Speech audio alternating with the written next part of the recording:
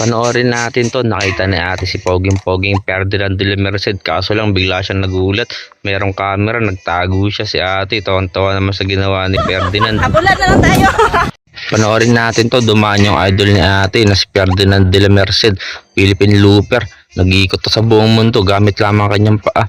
Nagpa-picture si ate. Grabe, sikat na kasi to si kuya. Panoorin natin to. Matagal nang pinapangarap ni kuyang tubuan siya ng balbas para magmukha na siyang lalaki. Ang tagal niyang inaasam na tubuan ng balbas pero kahit kailan hindi pa yun nangyayari.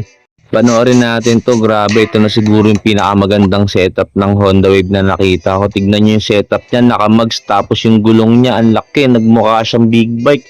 Nagmukhang mamahalin yung Honda Wave na to. Tignan niyo yung hapit tsaka likod. Panoorin natin to. Grabe tong motoron to, Honda Wave, napakalupit. Ang ganda ng setup. Tignan niyo yung mga gulong niya, ang kapal, nagmukha siyang big bike. Panoorin natin to. Ganito pala diskarte pagkabahain yung lugar nyo. Tignan nyo yung ginawa ng bahay nila. Nasa taas na yung bahay nila tapos puro poste na lang yung ilalim para kapag bumaha hindi sila maabot ng tubig.